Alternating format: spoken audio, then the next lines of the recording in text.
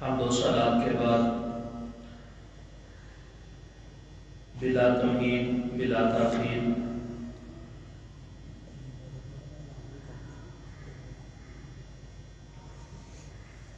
پچھلے جمعہ المبارک میں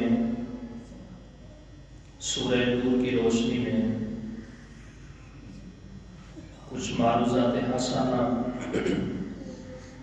معاشرت کی حوالے سے آپ کے سامنے پیش کی تھی، جن میں خاص طور پہ زنا کے حوالے سے جو حدود اور معاملات اللہ تعالیٰ نے قرآن پاک میں بیان فرمائے ہیں ان کو زیر بحث لایا گیا تھا۔ اس میں آیت نمبر 3 تک ہم نے معاملات کو ڈسکس کیا تھا کہ اللہ تعالیٰ نے کیا کچھ ارشاد فرمایا ہے۔ آج کی ہماری گفتگو میں ایک اور مسئلہ زیر بحث ہے جو آیت نمبر 4 سے شروع ہو رہا ہے، اس کو ہم ذکر کرتے ہیں مختصر سے وقت میں۔ اللہ تعالیٰ نے ارشاد فرمایا والذین یرمون المحصنات ثم لم یأتوا بأربعة شہداء فاجلدوہم 80 جلدۃ ولا تقبلوا لهم شہادۃ ابدا، کہ لوگ جو تم میں سے پاک دامن خواتین کے اوپر زنا کی تہمت لگاتے ہیں تو وہ اپنی تہمت کو ثابت کرنے کے لیے گواہ پیش کرے، اور گواہ بھی 4 ہونے چاہیے، 4 سے کم گواہوں کے اوپر اکتفا نہیں کیا جائے گا۔ اگر ہم زنا کی حد کی طرف دیکھتے ہیں تو بڑی سخت قسم کی حد ہے کہ اگر غیر شادی شدہ کرے تو اس کو فاجلدوا کلہما جلدۃ مئہ، کہ 100 کوڑے جو ہیں ان دونوں میں سے ہر ایک کو لگائے جائیں گے، اور اگر شادی شدہ کرے تو پھر اس کے لیے رجم کی سزا ہے، فرجموہا، جس کو پچھلے جمعہ مبارک میں حدیث پاک کی روشنی میں ذکر کیا تھا۔ تو یہ سزا اتنی سخت ہے تو اس کے ثبوت کے لیے جو معاملہ ثابت ہونا ہے یا ثابت کیا جانا ہے اس کے لیے بھی اللہ تعالیٰ نے ایک معیار کو قائم کیا ہے۔ یہ اسلام کا حسن ہے کہ وہ کسی کے اوپر بھی ایویں ہی آنکھیں بند کر کے اعتماد نہیں کرتا، بلکہ اس کے لیے مکمل شواہد، ثبوت اور پروف چاہیے کہ جس کے ذریعے سے کسی کے اوپر بھی حد کو لاگو کیا جائے گا۔ حد المقدور اسلام نے کوشش کی ہے کہ اس طرح کی حدود سے متاثر ہونے سے لوگوں کو بچایا جائے، جیسے کہ وہ پچھلے جمعہ کے اندر حدیث پاک کو ذکر کیا تھا کہ وہ صحابی حضرت ماعز اسلمی رضی اللہ تعالیٰ عنہ آئے تھے، تو نبی کریم علیہ السلام نے ان کے ساتھ ایک بڑا طویل مکالمہ کیا، اور وہ بار بار اپنے اوپر حد کے جاری ہونے کا مطالبہ کر رہے تھے، لیکن حضور نے حد المقدور کوشش کی کہ ان کے اوپر حد کو جاری نہ کیا جائے، مگر جب دیکھا گیا کہ سارے جو ہے وہ معاملہ کھل چکا ہے اور اب حد کے علاوہ کوئی اور کام نہیں ہو سکتا، تو پھر ان کے اوپر حد کو جاری کیا گیا اور ان کو رجم کیا گیا۔ تو اسی طرح اسلام کے اوپر جو مختلف ادیان اور ادھر ادھر کے لوگ اعتراض کرتے ہیں ان کو یہ اسلام کے مزاج کو سمجھنا چاہیے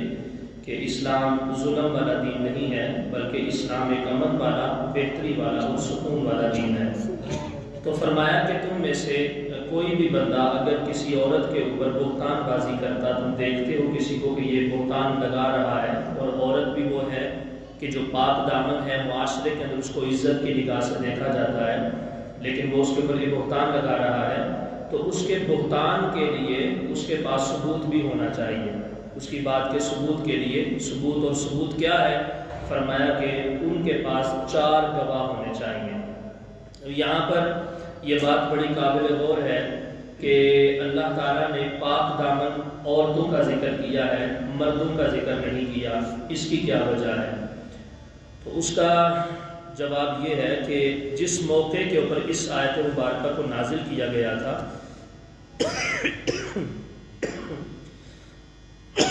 اس وقت مسئلہ اور معاملہ ہی کچھ ایسا تھا کہ جس میں تعلق ہی صرف ایک عورت کا پایا جا رہا تھا، تو جس وجہ سے اللہ تعالیٰ نے یہاں پر بطور خاص عورت کا جو ہے وہ ذکر فرمایا ہے، وگرنہ جو ہے یہ اس کا حکم مرد کے لیے بھی ہے اور عورت کے لیے بھی ہے۔ اگر کوئی کسی مرد کے اوپر زنا کی تہمت لگاتا ہے اور اس کے لیے لفظ باقاعدہ طور پہ وہ استعمال کرتا ہے، اس کو کہتا ہے کہ زنیتا، تو نے زنا کیا ہے، یا اس کو یا زانی، اے زنا کرنے والے، اس طرح کر کے پکارتا ہے، خطاب کرتا ہے، تو پھر ایسے بندے کے اوپر یہ جاری ہوتا ہے کہ اس کے اوپر گواہ وہ 4 پیش کرے، ٹھیک ہے۔ تو اس میں مرد کا حکم بھی ہے اور عورت کا حکم بھی ہے۔ کسی کے اوپر بھی اگر زنا کی حد کا بہتان لگایا جائے گا تو اس کے اوپر جو ہے وہ اس کے لیے 4 گواہ پیش کرے گا۔ اب جو ہے آگے ہے کہ اگر کوئی 4 گواہ پیش نہیں کر پاتا تو اللہ تعالیٰ فرماتا ہے ثم لم یأتوا بأربعة شہداء، وہ 4 گواہ اگر پیش نہیں کر پاتا، اور 4 گواہ کیسے ہونے چاہیے؟ حدیث پاک کے اندر جو بندہ گواہی دینے والا ہے، گواہی دینے والے کے لیے یہ ایک معیار مقرر کیا گیا ہے کہ وہ زمانے کے اندر ایسا اس کا انداز ہونا چاہیے کہ وہ جھوٹ نہ بولتا ہو اور جھوٹی قسمیں نہ اٹھاتا ہو، بلکہ امن کا متلاشی ہو اور امن لوگوں کے درمیان پیدا کرنے والا ہو، ایسا بندہ گواہی دینے کے قابل ہے۔ تو اگر وہ گواہ نہ پیش کر سکے جو بندہ تہمت لگا رہا ہے، تو اب اس کے لیے کیا حکم ہے؟ فرمایا فَجْلِدُوهُمْ 80 جلدہ وَلَا تَقْبَلُوا لَهُمْ شَهَادَةً أَبَدًا۔ اس کے لیے 2 سزائیں ہیں دنیا کے اندر۔ آخرت کے اندر تو بہتان بازی کا بہت سنگین قسم کا جو ہے وہ اس کا بدل دیا جائے گا۔ اللہ تعالیٰ آخرت کے عذاب سے ہر کسی کو محفوظ فرمائے اور اپنے دامن رحمت کے اندر ہم سب کو رکھے حضور کے صدقے سے۔ دنیا کے اندر اس کے لیے 2 سزائیں ہیں۔ پہلی سزا یہ ہے کہ سر عام، چونکہ وہ جو تہمت اس میں لگا رہا ہے اب وہ معاشرے کے اندر پھیل گئی ہے اور لوگ اس سے متاثر ہو رہے ہیں۔ پہلے ایک بندے کی زبان کے اوپر یہ بات تھی، اب 10-20 باتیں کر رہے ہیں، 150 ان کے مطلب ہر زبان زد عام یہ بات چل رہی ہے۔ تو اس بنیاد کے اوپر اس بندے کو عوام الناس کے اندر جس طرح رجم کی حد اور وہ کوڑے لگانے کی حد زنا کرنے والے کے اوپر، شادی شدہ ہو یا غیر شادی شدہ، اس کا حکم جو بیان کیا گیا کہ سب کے سامنے ان کے اوپر حد کو جاری کیا جائے گا، اسی طرح یہاں پر بھی جھوٹا جو ہے وہ الزام بہتان لگانے والے بندے کے اوپر بھی عوام الناس میں سریعام جو ہے وہ 80 کوڑوں کی سزا اس کو دی جائے گی، اس کو 80 کوڑے لگائے جائیں گے۔ جنہوں نے زنا کیا تھا، اگر زنا ثابت ہو گیا، غیر شادی شدہ زانی ہے یا مرد ہے یا عورت ہے، تو ان کے لیے 100 کوڑے ہیں۔ تو دوسرا بندہ کہ جو زنا کی تہمت لگا رہا ہے، بہتان بازی کر رہا ہے، اگر وہ گواہ نہیں پیش کر پایا تو اس کے اوپر یہ حد جاری ہوگی کہ وہ 80 کوڑے جو ہے اس کو زمانے کے اندر عوام الناس کے اندر لگائے جائیں گے۔ یہ ایک سزا ہے۔ اور دوسری سزا یہ ہے وَلَا تَقْبَلُوا لَهُمْ شَهَادَةً أَبَدًا، اب پوری زندگی کے لیے اس بندے کو کسی بھی معاملے کے اندر بطور گواہ نہیں بٹھایا جائے گا، اب اس کی گواہی قابل قبول نہیں ہوگی۔ ایک مومن مرد اور مومنہ خاتون کے اوپر اسلام دیکھے کتنا لوگوں کے حقوق کو اپنے جو ہے وہ دامن عفت میں لیتا ہے اور کس طرح سے لوگوں کے حقوق کی پاسداری کرتا ہے۔ فرمایا کہ قیامت تک، اب جب تک ان کی زندگی ہے، کبھی بھی ان کی گواہی کو قابل قبول نہیں سمجھا جائے گا کسی بھی معاملے کے اندر۔ جو بندہ کسی نیک مرد یا نیک عورت کے اوپر بہتان بازی کرتا ہے تو اب کبھی بھی اس کی جو ہے وہ گواہی قبول نہیں ہوگی۔ اور تیسری سزا وَأُولَٰئِكَ هُمُ الْفَاسِقُونَ، ایسے بندے کو فاسق اور فاجر شمار کیا جائے گا۔ فاسق اور فاجر جو ہے ایسے بندے کو کیا جائے گا اس کو فسق و فجور کی طرف۔ تو یہ 3 سزائیں فرمایا۔ پہلی سزا یہ ہے 80 کوڑے لگائے جائیں گے، دوسری سزا یہ ہے آئندہ مالی حقوق میں ان کی گواہی کو قابل قبول نہیں سمجھا جائے گا، اور تیسرا انہیں فاسق قرار دیا جائے گا۔ یہ 3 سزائیں ان کی دنیا میں ہیں، ٹھیک ہے۔ مگر آگے فرمایا إِلَّا الَّذِينَ تَابُوا مِن بَعْدِ ذَلِكَ وَأَصْلَحُوا، مگر یہ کہ اس کے بعد وہ توبہ کر لیں اور اپنی اصلاح کر لیں، فَإِنَّ اللَّهَ غَفُورٌ رَحِيمٌ، تو بے شک اللہ تعالیٰ بخشنے والا بھی ہے اور مہربان بھی ہے، رحیم بھی ہے۔ اچھا، یہ توبہ کی، تو توبہ کے بارے میں کیا توبہ کرنے سے اس کی حد جو ہے وہ ساکت ہو جائے گی؟ ایسا نہیں ہوگا۔ توبہ وہ کر رہا ہے آئندہ کے لیے کہ میں آئندہ ایسا کام نہیں کروں گا، اور اس توبہ کرنے کا اس کو فائدہ یہ ہوگا کہ اس کے اوپر حد بھی لگائی جائے گی 80 کوڑوں کی، اور اس کو دوبارہ سے کبھی بھی جو ہے وہ کسی بھی گواہی کے اندر بطور گواہ شامل نہیں کیا جائے گا، لیکن اس کو فاسق و فاجر نہیں کہا جائے گا. ٹھیک ہے، فاسق و فاجر کی جو تیسری حد تھی نا، وہ اس کے اوپر لاگو نہیں ہوگی کہ اس کو زمانے کے اندر نشر کیا جائے. اس کو نشر نہیں کیا جائے گا جب وہ سچی توبہ کر لے. سچی توبہ کر لے تو اس نے اپنے گناہ سے توبہ کی ہے، مگر جو گناہ وہ کر چکا ہے اس کی سزا چونکہ آخرت میں بڑی سخت ہے. آخرت کی سزا سے بچنے کے لیے اور اس کو بچانے کے لیے دنیا کے اندر اس کو سزا لازمی دی جائے گی کہ نہ تو اس کی جو 80 کوڑوں کی حد ہے وہ ساقط ہوگی، اس کو لگائی جائے گی، اور دوسرا اس کی گواہی بھی کبھی قابل قبول نہیں ہوگی. لیکن تیسرا جو حکم ہے کہ اس کو فاسق و فاجر کہا جائے گا زمانے کے اندر، ایسا نہیں ہوگا. اس کو نشر نہیں کیا جائے گا، اس کے گناہ کو جو ہے وہ سرعام لوگوں کے سامنے بار بار اس کو دہرایا نہیں جائے گا. اگر کوئی بندہ توبہ نہیں کرتا تو اس کا تو گناہ دہرایا جا سکتا ہے، لیکن جس نے توبہ کر لی اور سچے دل سے توبہ کی اور بعد میں کبھی بھی ایسا دیکھا بھی گیا کہ اس نے کبھی کسی معاملے کے اندر دوبارہ سے اس طرح کا معاملہ کرنے کی جسارت نہیں کی، تو ایسے بندے کو لوگوں کے سامنے شرمندہ نہیں کیا جائے گا اور اس کو عزت بھی دی جائے گی، اس کو وقار کی نگاہ سے بھی دیکھا جائے گا. بہرحال توبہ کر لے تو توبہ کی وجہ سے اس کا آخرت کا عذاب جو ہے وہ چھوٹ جائے گا کہ آخرت میں ایسے بندے کے اوپر کوئی گناہ اور کوئی معاملہ نہیں ہوگا. آگے ایک اور مسئلہ ہے جس کو فقہ کی کتابوں کے اندر لعان کہا جاتا ہے. لعان یہ لعنت سے نکلا ہے، اور یہ لعان کیا ہے ان کو آیات بینات کی روشنی میں پیش کرتا ہوں. فرمایا والذین یرمون ازواجہم ولم یکن لہم شہداء الا انفسہم فشہادۃ احدہم اربع شہادات باللہ انہ لمن الصادقین. یہ تو تھا کہ کسی بندے نے کسی عورت کے اوپر یا کسی مرد کے اوپر بہتان لگایا کہ بھئی اس کو میں نے زنا کرتے دیکھا ہے. بہتان تھا یہ جو بھی تھا، تو اس کے لیے ایک اصول ہے کہ اگر گواہ نہیں پیش کر سکا تو پھر اس سے ایک اور معاملہ کیا جائے گا، اور وہ حضور کے نصے پاک ہے. حضور نے فرمایا البینۃ علی المدعی والیمین علی من انکر، کہ جو بندہ دعویٰ کر رہا ہے وہ دعویٰ کرنے والا اپنے دعوے کو ثابت کرنے کے لیے گواہ پیش کرے، پروف دے، ثبوت پیش کرے. اگر وہ ثبوت نہیں پیش کر پا رہا کیونکہ معاملہ کچھ ایسا ہے کہ اس کے علاوہ کوئی دوسرا گواہ بھی نہیں ہے، تو اب اس کے لیے کیا ہے؟ فرمایا کہ والیمین علی من انکر، اب جس کے خلاف دعویٰ کیا جا رہا ہے نا وہ قسم اٹھا کے یہ بات اس کے بارے میں اپنا دے دے، اپنا جو ہے وہ موقف بیان کر دے کہ آیا میں قسم کھا کے کہتا ہوں کہ میں نے یہ کام کیا ہے یا نہیں کیا ہے. تو اس اعتبار سے وہ معاملہ آگے چلے گا جو بھی معاملہ ہوگا. لیکن یہاں پہ اب کیا ہے کہ ایک مرد شوہر اپنی خاتون کے اوپر الزام لگاتا ہے، والذین یرمون ازواجہم، اپنی بیویوں کے اوپر اگر کوئی شخص الزام لگاتا ہے اور پھر اس کے اوپر کیا ولم یکن لہم شہداء الا انفسہم، کہ وہ گواہ بھی اس کے اوپر پیش نہیں کر پا رہا ماں سوائے اپنے،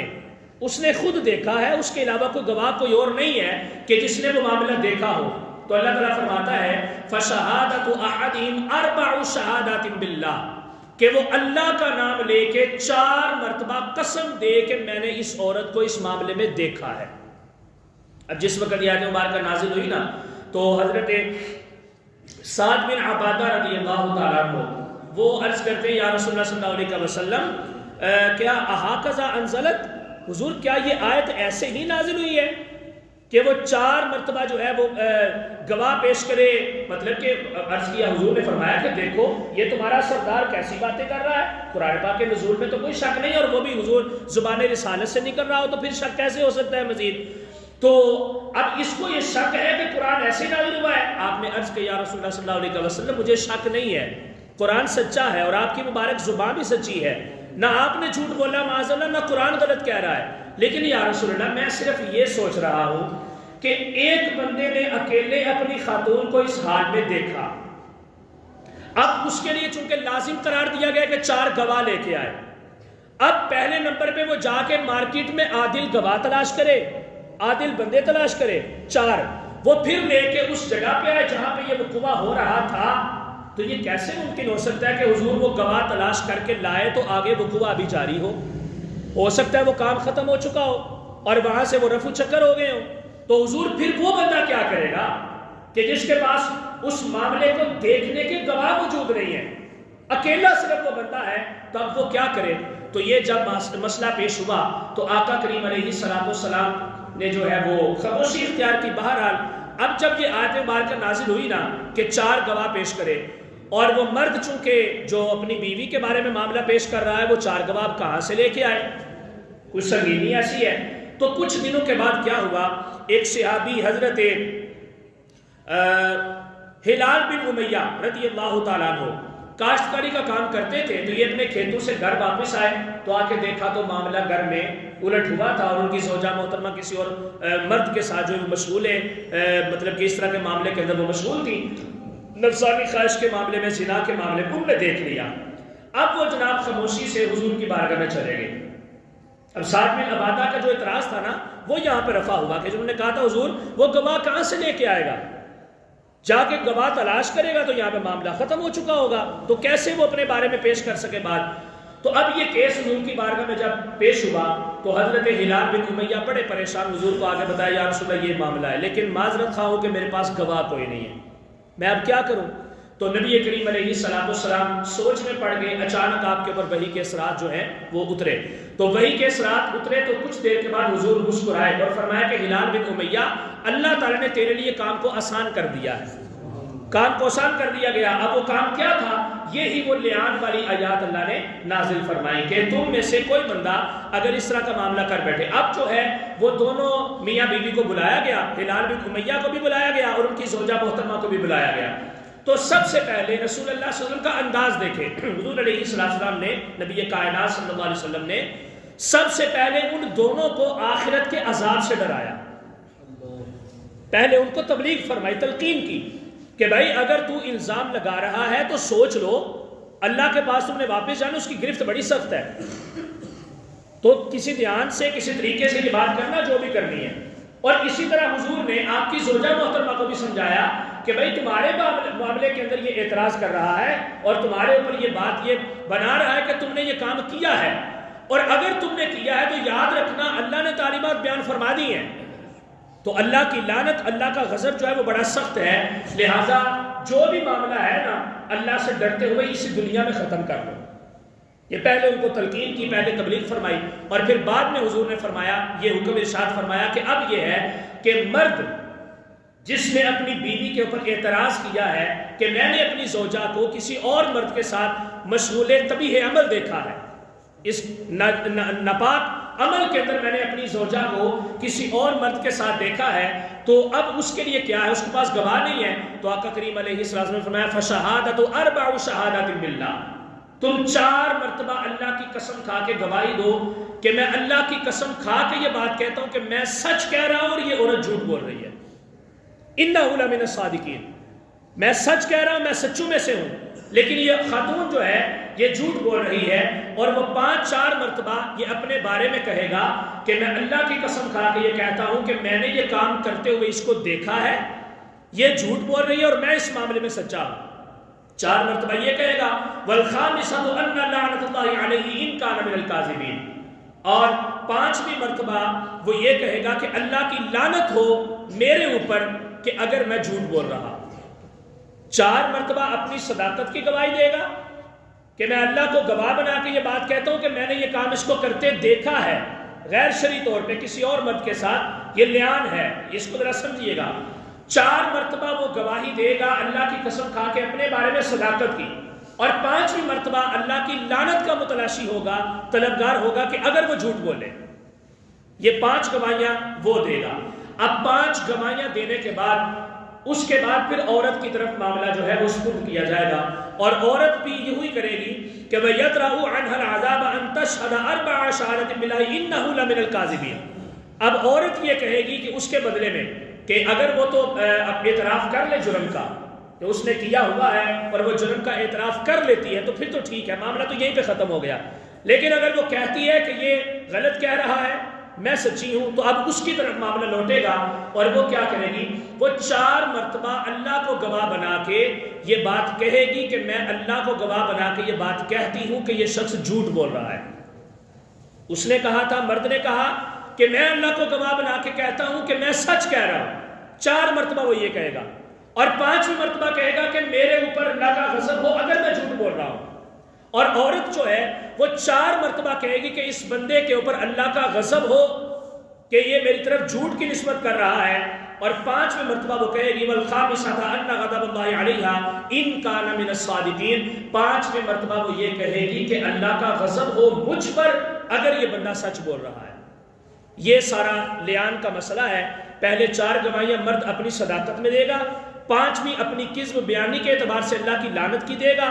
پھر اگر معاملہ یہاں پہ رفع دفع ہو جائے تو بس ٹھیک ہے، پھر حد جاری کی جائے گی، اور اگر نہیں اس کے بعد معاملہ رکا مزید آگے چل رہا ہے تو اب عورت جو ہے وہ پہلے 4 مرتبہ اس بندے کے کذب بیانی کی گواہی دے گی، اور 5ویں مرتبہ اپنے جھوٹا ہونے کے اوپر اللہ کے غضب اور اللہ کی لعنت کی جو ہے وہ دعا کرے گی، بد دعا کرے گی اپنے لیے کہ اگر میں جھوٹ بول رہی ہوں تو میرے اوپر اللہ کی لعنت اور غضب نازل ہو۔ اب یہ معاملہ جب حضور کے سامنے پیش ہوا حضرت ہلال بن امیہ والا، تو حضرت ہلال بن امیہ نے 4 مرتبہ گواہی اپنی صداقت میں دی، اور 1 مرتبہ گواہی اپنی کذب بیانی کے اعتبار سے اللہ کی لعنت کی طلب میں دی۔ تو جب ان کی خاتون کی طرف معاملہ گیا تو خاتون کو پھر سمجھایا گیا، کیونکہ صحابی رسول تھے نا، تو ظاہری بات ہے صحابی رسول تو مطلب کہ تہمت لگا رہا ہو تو بڑی عجیب سی بات ہے۔ تو ان کو پھر سمجھایا گیا، کہا گیا کہ مزید سوچ لیں اس کو کہ آپ کیا کر رہی ہیں۔ تو پھر وہ انہوں نے سوچ کے تو آخر کار اپنے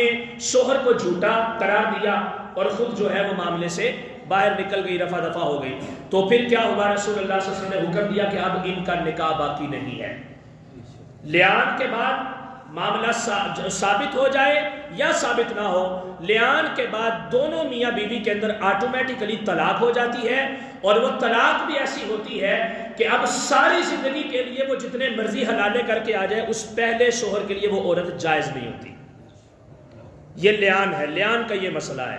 یہ ہمارے معاشرے کے اندر ویسے تو لوگوں کو پتہ نہیں ہے، تو چونکہ قرآن پاک کے احکام میں ان کے بارے میں علم ہونا چاہیے، اور یہ معاملات جو اگر کوئی کہیں پہ خدا نخواستہ ہو جائیں تو ان کے بارے میں لوگوں کو اویئرنس ہونی چاہیے کہ لیان کا جو مسئلہ ہے، اگر لیان کا معاملہ ثابت ہو جائے یا نہ ہو، جو کچھ بھی ہو، اس کے بعد ان کے درمیان آپس میں تفریق کروا دی جائے۔ وہ عورت جو ہے پھر جہاں پہ مرضی اپنا نکاح کرنا چاہے وہ کرے، مرد جہاں پہ اپنا نکاح کرنا چاہے وہ کرے۔ اب عبدالآباد تک جب تک ان کی سانسیں چل رہی ہیں وہ دونوں میاں اور بیوی جو پہلے شوہر اور بیوی تھے اب دوبارہ پھر سے وہ ایک نکاح کے اندر اکٹھے نہیں ہو سکتے۔ یہ لیان کا مسئلہ ہے۔ تو فرمایا کہ اس طرح سے یہ مسئلہ آپ کے سامنے پیش کیا گیا ہے کہ اگر کوئی بندہ اس طرح سے اپنی بیوی کے اوپر تہمت لگاتا ہے تو وہ پھر اپنی تہمت کو ثابت کرنے کے لیے جو معاملہ کرے گا۔ تو یہ ساری چیزیں ہیں۔ قرآن پاک جو ہے یہ بندے کو بہت ساری چیزوں کی رہنمائی کرتا ہے، اور قرآن کو سمجھنے کے لیے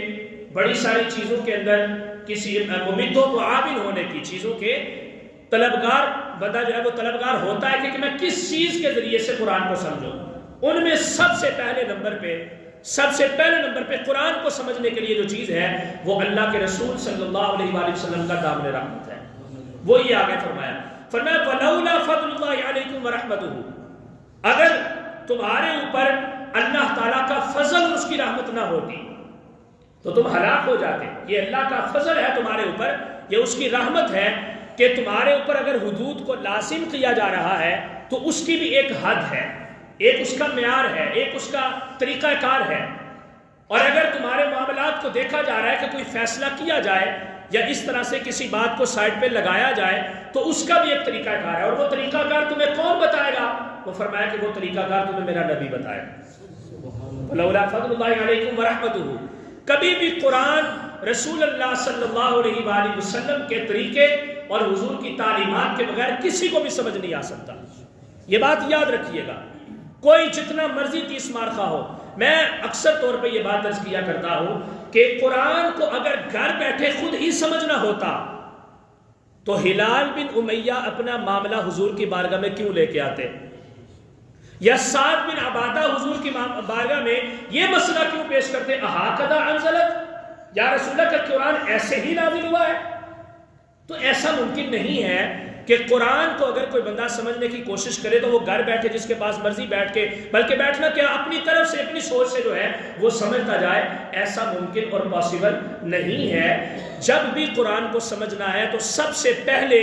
مین سورس اور سب سے پہلا جو ذریعہ قرآن پاک کو سمجھنے کا ہے وہ نبی رحمت صلی اللہ علیہ وآلہ وسلم کی احادیث مبارکہ ہے،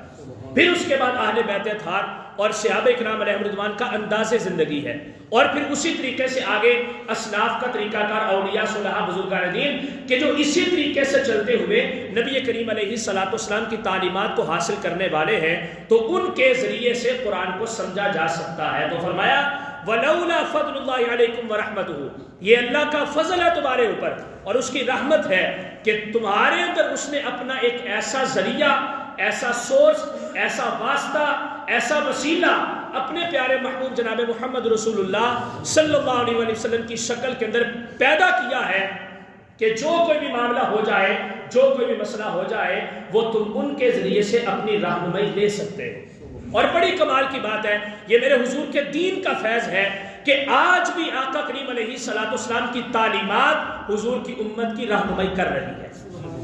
آج بھی کر رہی ہے۔ کوئی جتنا مرضی کہتا پھرے کہ وہ 1400 سال پہلے تھے، 1450 سال پہلے تھے، وہ تو چلے گئے، وہ یہ ہوا، وہ ہوا، یہ ساری کی ساری باتیں اس کے منہ میں خاک ہے، وہ کامیاب نہیں ہو سکتا ایسا بندہ جو حضور کے طریقے کو چھوڑ کے قرآن کی طرف آئے۔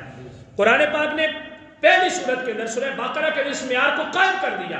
اور وہ معیار کیا ہے؟ فرمایا ذالک الکتاب لا ریب فیہ ھدی للمتقین، یہ کتاب وہ ہے کہ جس کے اندر کسی قسم کا کوئی شک نہیں ہے، لیکن شک ان لوگوں کے لیے نہیں ہے کہ جو تقوی اختیار کرنے والے ہیں، جو تقوی اختیار کرنے والے ہیں۔ اب آگے اللہ نے مزید آیات کے اندر تقوی والوں کی علامات اور نشانیوں کو بھی ذکر فرمایا ہے کہ دیکھنا ہو کہ کس بندے کے لیے قرآن میں شک اور عیب نہیں ہے، وہ دیکھ لو کہ جس کے اندر یہ خصلت اور یہ کمالات اور خصوصیات اور اگر اس بندے کے اندر ہیں تو سمجھ لو کہ وہ متقی ہے، اور متقی بندہ جب قرآن کو پڑھتا ہے تو قرآن اس کو ہدایت ہی دیتا ہے، قرآن اس کو کسی مقام پہ گمراہی کا سبق نہیں دیتا۔ تو فرمایا وَلَوْلَا فَضْلُ اللَّهِ عَلَيْكُمْ وَرَحْمَتُهُ فَأَنَّ اللَّهَ تَوَّابٌ حَكِيمٌ، بے شک یہ تمہارے اوپر اللہ تعالیٰ کا فضل اور اس کی رحمت ہے، اور اللہ تعالیٰ توبہ قبول کرنے والا بھی ہے اور حکمت والا بھی ہے۔